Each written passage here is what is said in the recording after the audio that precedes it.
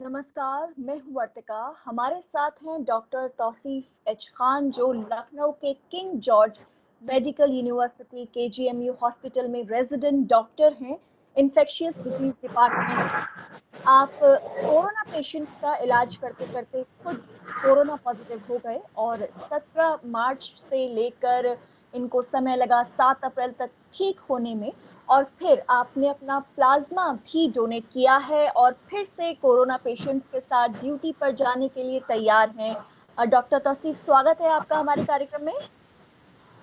Thank you, शुक्रिया।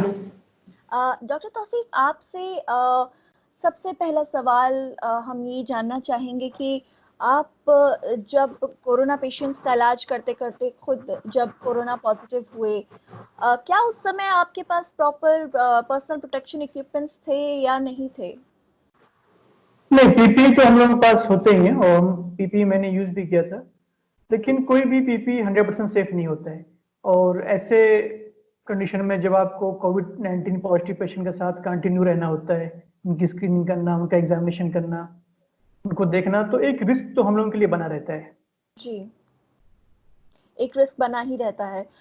उसके बिल्कुल। बाद सबसे पहली बात, ये बहुत अच्छी बात है कि आप कोरोना वायरस से खुद रिकवर हुए और फिर आपने अ, खुद ना केवल रिकवर हुए बल्कि आप प्लाज़्मा भी डोनेट किया है। आपने ऐसा कहा जाता है कि अगर आप अपना एक बार प्लाज़्मा डोनेट करते हैं तो उससे 3 लोगों की जान आप बचा सकते हैं। कम से कम, जी, कम से कम एक लोगों की जान तो बचाने में हेल्प कर सकते हैं। जी, जी, एटलीस्ट एक लोगों की जान बचाने में हेल्प कर सकते हैं।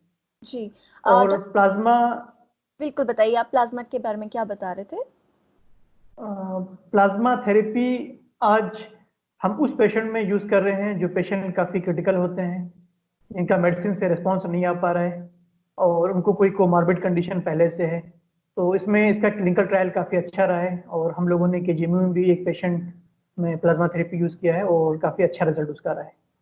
जी, तो अब प्लाज़्मा डोनर बनने के बाद कैसा फ़ील कर रहे हैं आप? ब्लड डोनेशंस होते हैं, लेकिन ब्लड डोनेशन के बाद भी एक अच्छी-सी प्राउड वाली फ़ीलिंग आती है, और कोरोना वायरस की इस महामारी के समय जब सब दुनिया भर इलाज इसका ढूँढने में लगी है, वैक्सीन ढूँढने में लगी है, तब ऐसे में जो एक प्लाज़्मा थेरेपी को लेके जो ट्रायल्स हो रहे हैं, उसमें प्लाज़्मा डोनेट केवल न करना बल्कि एज़ अ डॉक्टर क्या लगता है, क्या दिमाग में आता है?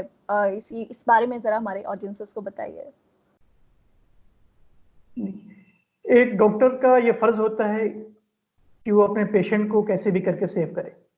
हमारी पूरी कोशिश होती है कि पेशेंट को हम ठीक करके उनको उनके घर भेजें। और जब मैं होम क्वारंटाइन, जब मैं आइसोलेशन में था, उस टाइम भी मैं अपने पेशेंटों से बात करता था, टेलीफोनिक ट्रीटमेंट या उनकी काउंसलिंग करता रहता था। फिर मेरा होम क्वारंटाइन जब पूरा हुआ तो मैंने सोचा कि प्लाज्मा डोनेट करके देखा जाए, और हो सकता है मेरे डोनेशन से कोई एक पेशेंट अगर बच गया तो हमारे लिए बहुत अच्छी फीलिंग होगी। जी, जी।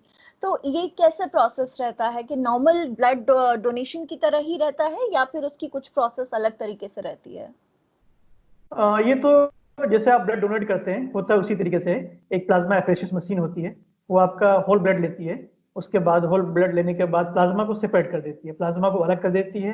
फिर आपके बॉडी में जो आपका आरबीसी होता है, डब्ल्यूबीसी होता है, प्लेटलेट्स होता है, फिर उसको वापस भेज देती है। तो जी, इसमें आपको कोई वीकनेस भी नहीं लगता है, एकदम इजी प्रोसीजर है, पेनलेस प्रोसीजर है, किसी भी तरह का कोई रिस्क नहीं है और किसी भी तरह की कोई परेशानी नहीं होगी आपको।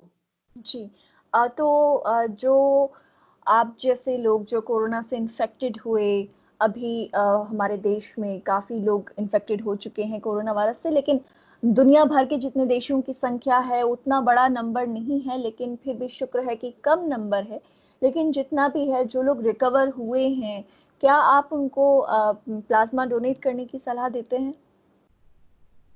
बिल्कुल, हम उन सभी लोगों से अपील कर रहे हैं कि जो लोग ठीक होके अपने घर पे चले गए हैं, उनका होम क्वारंटाइन अगर पूरा हो गया है और वो लोग अगर फिजिकली फिट हैं, तो वो लोग प्लाज्मा डोनेशन के लिए आगे आएँ जी। और प्लाज्मा डोनेट करें। कम से कम एक लाइफ बचाने में उनकी मदद कर सकते हैं। जी।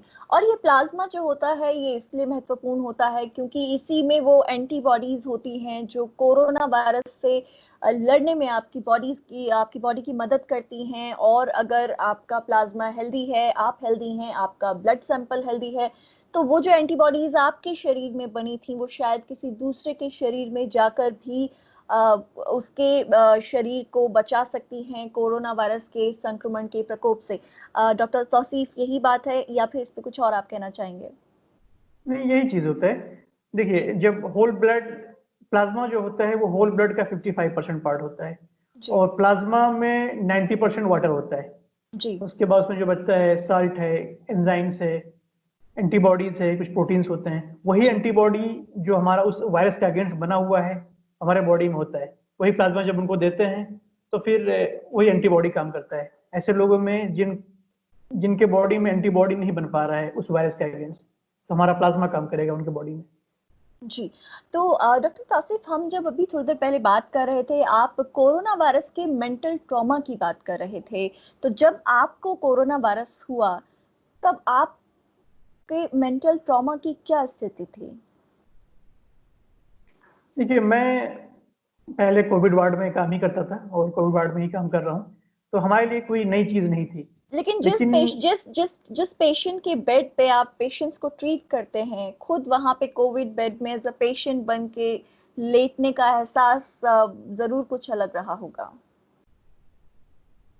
कुछ अलग इस मायने में कह सकते हैं कि कभी हम डॉक्टर थे, आज पेशेंट हो गए हैं, बस इतना ही फर्क था।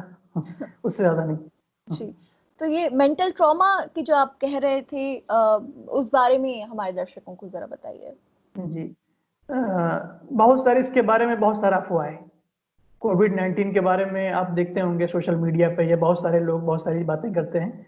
तो इस अफवाह से बहुत सारे लोग डर जाते हैं, बहुत परेशान हो जाते हैं। ऐसे में ज़रूरी होता है कि उनकी काउंसलिंग की जाए, उनको समझाया जाए, उनको बताया जाए इसके बारे में। क्योंकि देखिए, इसका सर्वाइवल रेट माशाल्लाह काफ़ी अच्छा रहा है, और लगभग 97-98% लोग रिकवर होके अपने घर पे जा रहे हैं। तो उसमें डरने की वैसे भी कोई बात नहीं है। हाँ, बचाव हमको करना है, एहतियात करना है कि होने ना पाए। और जो लोग जिनका पॉजिटिव आ गया है, उनको डरने की बिल्कुल भी ज़रूरत नहीं है।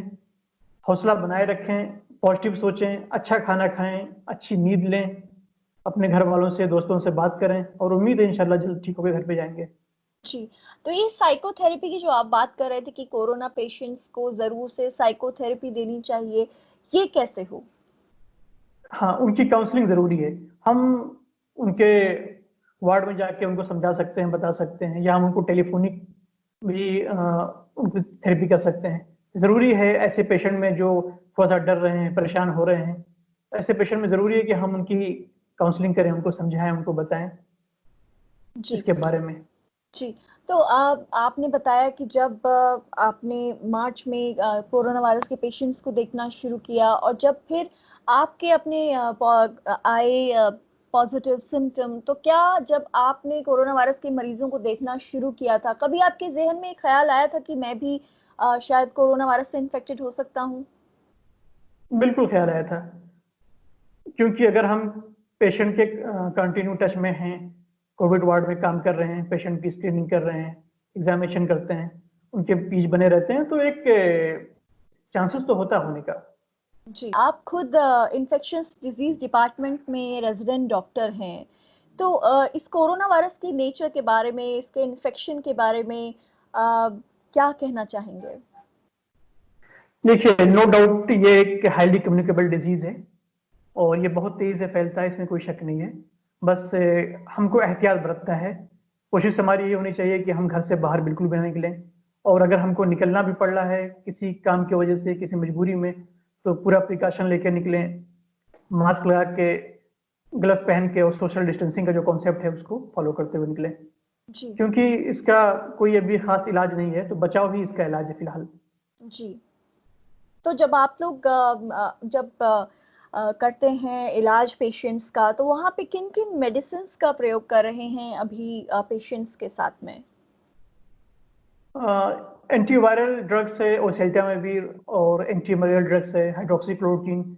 इन दोनों का कॉम्बिनेशन हम लोग देते हैं, और देखा गया है कि अच्छा रिस्पॉन्स इसका आ रहा है। जी, अच्छा रिस्पॉन्स इस दवा का आ रहा है। और साथ ही में आपसे यहाँ पे ये भी जानना चाहेंगे कि क्योंकि आप खुद एक मुस्लिम समुदाय से बिलोंग करते हैं और रमज़ान का पाक महीना चल रहा है, और ऐसे समय में अब जाके जो हमारे प्रधानमंत्री नरेंद्र मोदी हैं वो उन्होंने भी कहा कि एक कम्युनल हार्मनी होनी चाहिए, लेकिन पहले जो इस तरीके की खबरें जब आती हैं कि जब जमात का मामला दिल्ली के निजामुद्दीन एरिया से बड़ा हुआ और कई तरीके की खबरें, कई तरीके की अफवाहें पर्टिकुलरली मुस्लिम कम्युनिटी को टारगेट करके प्रचारित की गई, उस समय एज अ डॉक्टर जब आप कोरोना सेम कम्युनिटी से होते हुए कोरोना वायरस के पेशेंट्स को ट्रीट कर रहे हैं वहां पे, तो क्या ख्याल आते हैं ज़हन में, कैसा लगता है? देखिए, हमारे लिए जो पेशेंट होता है कभी हम उसका जात धर्म नहीं देखते। पेशेंट हमारे लिए पेशेंट होता है, और ये वायरस कभी जात धर्म देख के नहीं आता है। किसी पे भी अटैक कर सकता है, किसी को भी हो सकता है। तो इसको किसी धर्म से जोड़ना, किसी जाति से जोड़ना, किसी कम्युनिटी से जोड़ना, ये गलत है। और बात की जाए अगर मरकज के लोगों की, तो वहाँ चूक तो हुई है, उनसे कहीं ना कहीं गलती हुई है। और इस तरह की चूक आपने देखा होगा मुंबई रेलवे स्टेशन पे, दिल्ली बस स्टॉप पे, और कई जगह इस तरह की चूक हुई है। देखिए, गलती अगर किसी से हुई है तो हमारी कोशिश होनी चाहिए गलती को हम दोहराएं नहीं। गलती हुई है, आप उसको एक्सेप्ट करिए, आप उसको दुरुस्त करने की कोशिश करिए, ये हमारा काम होना चाहिए। जी, जी बिल्कुल।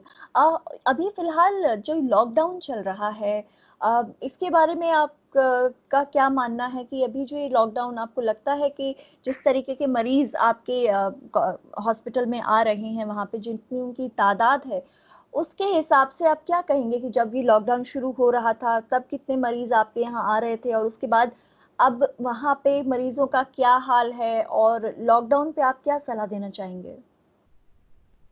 पेशेंट तो बढ़ रहे हैं, लेकिन लॉकडाउन से हमको बहुत फायदा हुआ है। अगर लॉकडाउन हमारे यहाँ नहीं हुआ होता, या लॉकडाउन का पालन लोग नहीं करते, तो ये जो तादाद है ये कहीं ज्यादा हो जाती। तो जी, इससे फायदा तो हमको बहुत हुआ है लॉकडाउन से, कोई इसमें शक नहीं है। जी। और जब आप चाहते, आप जब खुद बीमार हुए थे, यहाँ पे आपका घर खुद सिद्धार्थ नगर में है और आपकी फैमिली भी आपके साथ में नहीं थी, तो फिर किस तरीके से आपकी देखभाल हुई? क्या आप हॉस्पिटल में ही जब तक थे तब तक हॉस्पिटल में वहाँ पे लोगों ने आपको देखा होगा, लेकिन जब होम क्वारंटीन में वापस आए तब आप बता रहे थे कि कोई कोइंसिडेंस हुआ कि आपके रिश्तेदार खुद आप ही के हॉस्पिटल में थे वहाँ पे? जी, हमारे कुछ रिलेटिव हमारे फ्लैट पे रुके हुए थे। उसमें से 3 लोगों को पॉजिटिव हो गया था। वो लोग भी उनका भी ट्रीटमेंट हुआ केजीएमयू में, और वो 3 लोग माशाल्लाह एकदम ठीक हैं। अब घर जा चुके हैं होम क्वारंटाइन में।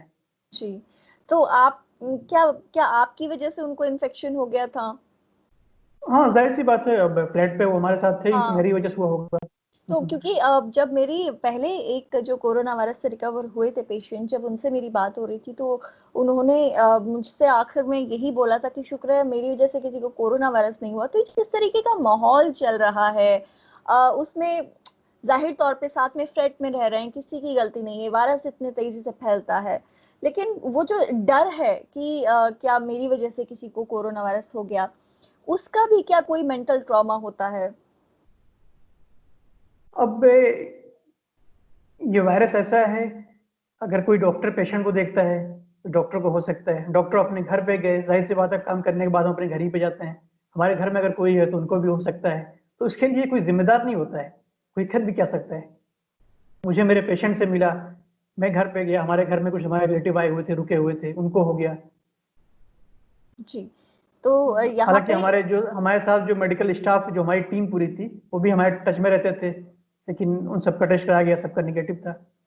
जी, तो यहाँ पे आप कहेंगे कि एक तरीके से किसी को भी ज़िम्मेदार कहना, ज़िम्मेदार ठहरा देना और जो खुद बीमार है उसी को ही दोषी ठहरा देना, ये जो नहीं नहीं, ये प्रवृत्ति है। गलत है, ये गलत है, ये गलत है, ऐसा नहीं होना चाहिए। हाँ, अगर ऐसा कुछ होता है कि कोई पेशेंट है, उसको सिम्टम आ रहा है, किसी कोविड-19 पॉजिटिव पेशेंट के टच में था, या फिर उनके टच में जो थे उनके टच में थे, उसके बाद भी उनको सिम्टम आ रहा है, वो नहीं जांच करा रहे हैं, वो इधर उधर छिप रहे हैं, तो ये गलत है, ऐसा नहीं करना चाहिए।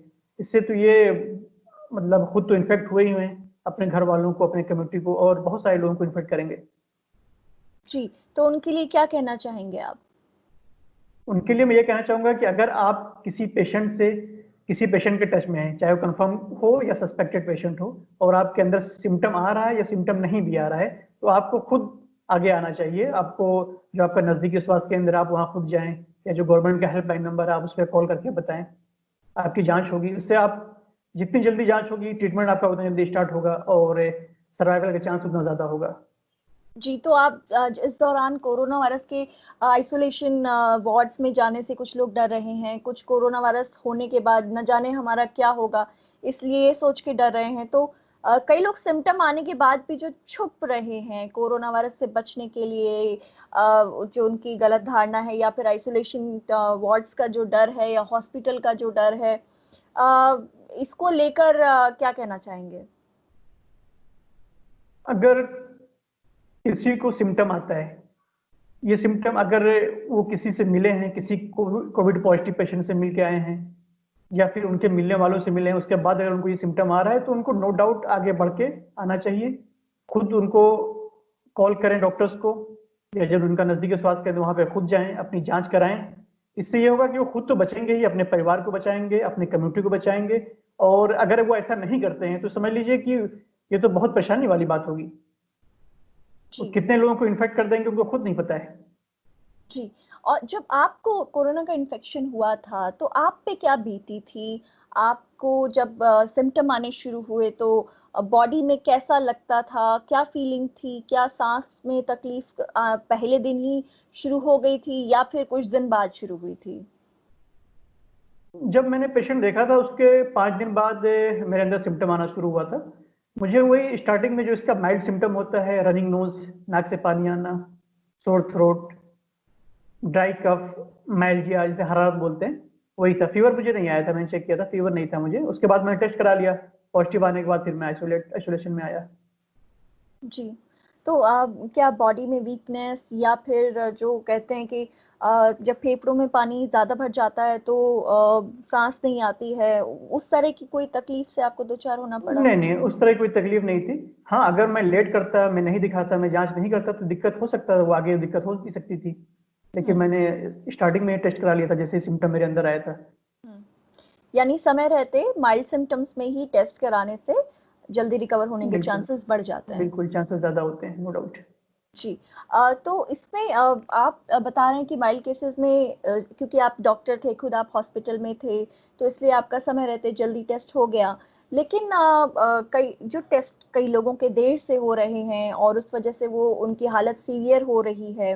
अब टेस्टिंग भी अब अभी जो सरकार कर रही है वो उन्हीं लोगों की कर रही है, या तो वो डायरेक्टली जो इन्फेक्टेड लोग थे उनके संपर्क में आए, या उनके कांटेक्ट ट्रेसिंग से जो लोग पता चले कि इनको कोरोना वायरस हो सकता है। तो क्या आपको लगता है कि जो टेस्टिंग है ये और वाइड की जानी चाहिए ताकि जल्दी माइल्ड सिम्टम्स में ही लोगों की टेस्ट हो जाएं? देखिए, इसका जो गाइडलाइन है, आईसीएमआर की जो गाइडलाइन होती है, इसमें पहले यह था कि अगर आपकी फॉरेन ट्रेवल की हिस्ट्री है विद इन 14 डेज, तो आपकी स्क्रीनिंग होनी चाहिए। या फिर आप किसी कंफर्म या सस्पेक्टेड पेशेंट के टच में रहे हों, तब आपकी स्क्रीनिंग होनी चाहिए। लेकिन अभी हम ऐसा करते हैं कि जैसे कोई पेशेंट एडमिट है हमारे हॉस्पिटल में, उसको निमोनिया अगर है, फिर भी हम ऐसे पेशेंट का कर रहे हैं। तो टेस्ट तो बढ़े हुए हैं, नो डाउट, टेस्ट पहले से बढ़ाया गया है। टेस्ट पहले से बढ़ाया गया है और टेस्टिंग जी। किट्स वगैरह की गाइडलाइन अवेलेबिलिटी। जी।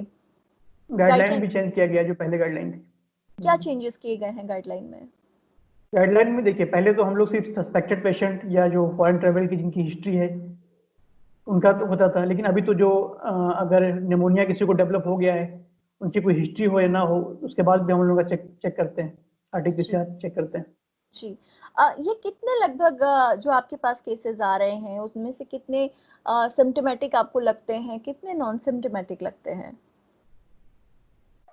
हमारे पास जो भी सिम्टोमेटिक पेशेंट आते हैं, जो भी सस्पेक्टेड पेशेंट हमारे पास आ रहे हैं, उनका जो हम लोग टेस्ट करा रहे हैं, अभी मेरे यहाँ देखा गया करीब 1% के आसपास ही पॉजिटिव आ रहा है। अच्छा। उससे ओवरऑल देखा गया वो 4.4% है जो भी सस्पेक्टेड पेशेंट का हम करते हैं। लेकिन केजी में हमारे यहाँ तो 1% के आसपास है। अच्छा, उसका मतलब आपका कहना है कि शायद एसिम्प्टोमेटिक पेशेंट्स ज्यादा हैं। नहीं, वो मैं नहीं कह रहा हूँ। सस्पेक्टेड पेशेंट का जो हम सस्पेक्ट हैं, वो करीब 1% ही इसमें पॉजिटिव मिल रहे हैं हमारे यहाँ के KGMU अच्छा लखनऊ में। अच्छा हाँ, जो आप सिम्टोमेटिक का क्वेश्चन कर रही हैं, ज्यादातर मामला एसिम्टोमेटिक होता है, ऐसा देखा गया है। उनके अंदर कोई खास सिम्टम नहीं आता है, या जी अगर सिम्टम उनके अंदर आता है, हो सकता है उनको मैल्जिया हो, जिसे हरारत बोलते हैं, 2-3 दिन रहा हो, आगे चला गया हो, उन्होंने ध्यान नहीं दिया, ऐसा भी होता है। आप उनसे पूछेंगे हिस्ट्री लेंगे, कहेंगे नहीं मुझे तो कुछ हुआ ही नहीं था, मुझे कुछ पता ही नहीं चला।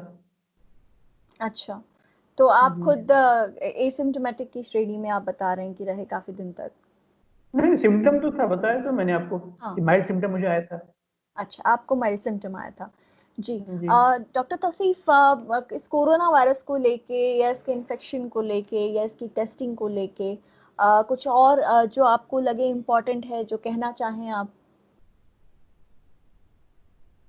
मैं ये कहना चाहूँगा कि अगर आप किसी सस्पेक्टेड पेशेंट से आपका कांटेक्ट रहा हो, या फिर कंफर्म केसेस से आपका कांटेक्ट रहा हो, और आपके अंदर का सिम्टम आ रहा है या सिम्टम नहीं भी आ रहा है, तो आप बिल्कुल आके एक कदम आगे आके आप बढ़ें।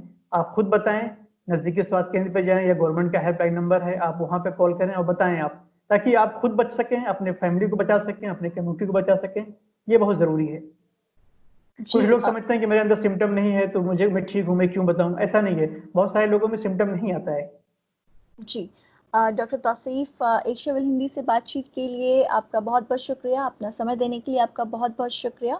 और अभी आप रिकवर हुए हैं कोरोना वायरस से, इसलिए एक बार फिर से आपको मुबारकबाद। और आपने जो जज्बा दिखाया थैंक है यू, शुक्रिया। ठीक होने के बाद में, जो आपने खुद जज्बा दिखाया प्लाज्मा डोनेट करके, और अब दोबारा से आप उसी वार्ड में काम करने के लिए जाने के लिए तैयार हैं जहां खुद आप इन्फेक्टेड हुए, तो इस हौसले को भी सलाम डॉक्टर तौसीफ। और थैंक यू। हम हमारे सभी दर्शकों से अपील करना चाहेंगे जो इस समय हमारे साथ बने हुए हैं कि वो हमारे इस कार्यक्रम को ज़्यादा से ज़्यादा लोगों तक पहुंचाएं, जिससे कि कोरोना वायरस जब होता है तब आप क्या कर सकते हैं, और अगर आपको कोरोना वायरस हो चुका है तो कैसे आप प्लाज्मा थेरेपी से शायद किसी दूसरे इंसान की जान भी बचा सकते हैं, उनको ये भी पता चलेगा। साथ ही में बहुत से भ्रम है कोरोना वायरस को लेके, वो भ्रम भी आप तोड़ सकेंगे। खुद डॉक्टर की जुबानी आपने सुना कि जब कोरोना वायरस होता है तो क्या करना चाहिए और क्या नहीं करना चाहिए। तो आज के हमारे इस कार्यक्रम में जुड़े रहने के लिए आप सभी का बहुत बहुत शुक्रिया। शुक्रिया doctor Tauseef. Thank you. Thank you.